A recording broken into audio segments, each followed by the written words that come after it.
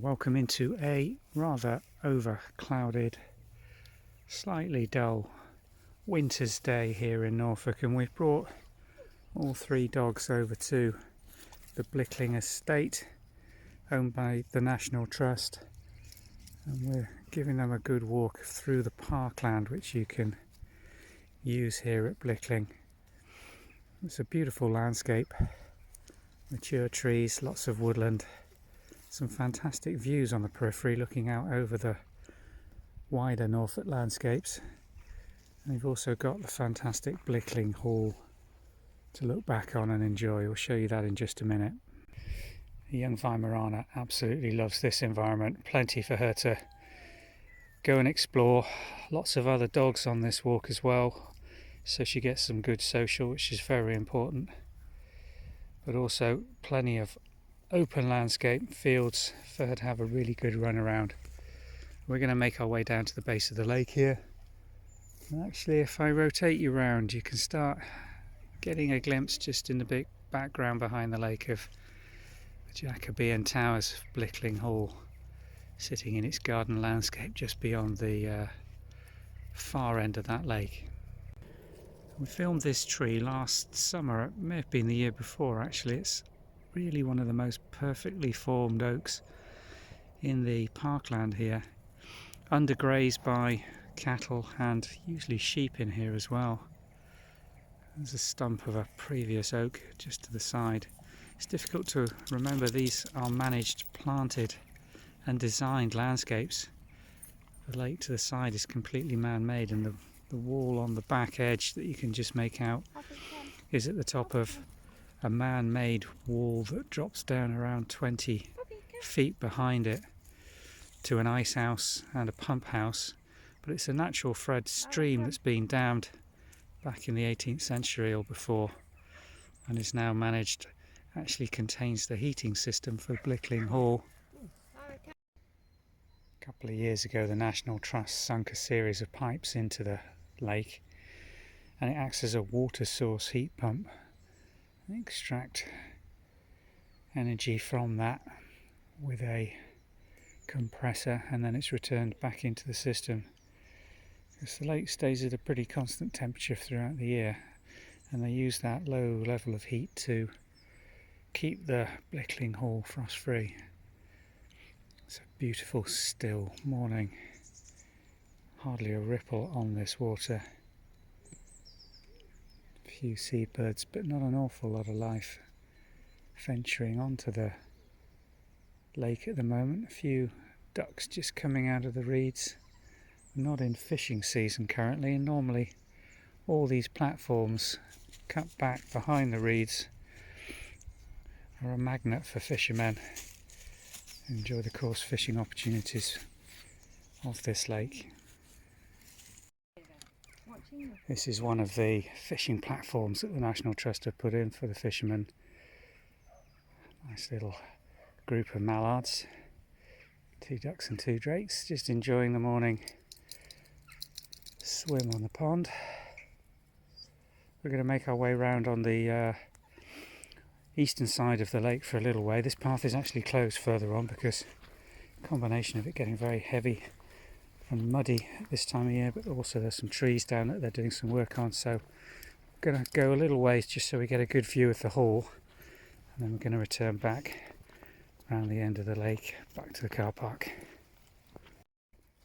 Some of the oak trees here have been here for hundreds of years. Just look at the gnarling on the base of this. I don't actually think this is an oak, it's a lime tree I think. But interestingly, a lot of the trees are registered with preservation orders, or TPOs, tea preservation orders, and they're marked with these little tags that are applied by the conservation authorities to make note that they have TPOs on them and are not to be removed or have any work done on them without the necessary permissions. Fantastic old tree. I think it could actually be a sweet chestnut. Looking at those stems and the buds and the clues in that leaf, yeah, this is a very old mature sweet chestnut tree. These trees in any other situation would probably have had tree surgeons going over them by now. A lot of dieback, dead wood just balancing in the canopy waiting to fall. But all these have got TPO markers on them. And they will regenerate. Just look at the way this one is shooting up from the base with a massive thicket of young upright growth. Some of it dying back, some quite substantial boughs growing out, but the main canopy, really very little of it left in this setting. But again, this one's got a TPO marker around the back and will be just left in this fashion. Great for the wildlife. And the trees will regenerate themselves, and it actually, when you look at how this works, increases the lifespan of a lot of these trees. Traditionally, where they've been grazed, they won't touch down with long boughs and root in or support themselves, so the canopies do tend to get blown out, destroyed or damaged. Here we are with a fantastic view of Blickling Hall from its northwest side, overlooking the lawns going down to the lake, the retaining wall to my right, the full expanse of this massive long lake in the valley floor, making its way back round this woodland to the retaining wall that we showed you earlier. This area of beach plantation just to the side of the lake is being managed in a very different way. Planted in straight lines, probably most of these trees are no more than about 50 or 60 years old, and they're now being thinned out to allow the straighter of the trees with the better stems to form timber and mature trees over the next 50 years. See here where they've been doing some of that felling, some useful lengths of good hardwood timber and quite a bit of firewood coming out of this quite small plantation of beech. Wonder how old this tree was. If anybody wants to pause the video and count, you can let me know in the comments. Incredible to think this entire bank, which is probably 30-40 foot wide, is completely man-made, and man-made before they had any heavy machinery, diggers or mechanised way of moving earth. This was all done by manpower and barrows. I'll just show you the sluice. Yeah.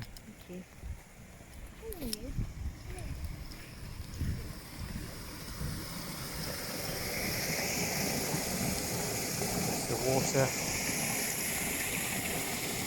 not a great deal of it. It's only fed by a stream that makes its way down from Silvergate to the head of this lake.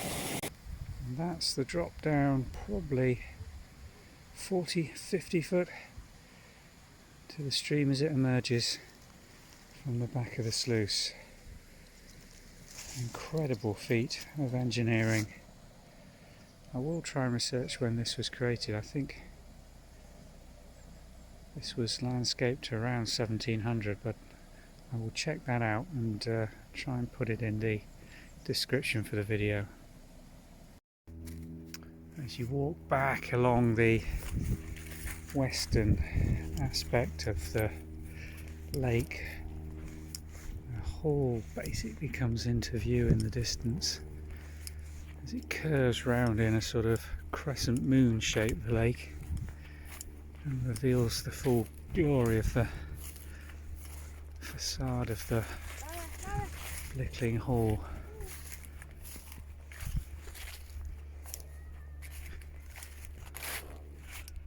Really is a spectacular landscape, and so nice to be able to have public access to it and all the parkland walks and gardens through the National Trust here in the east of England.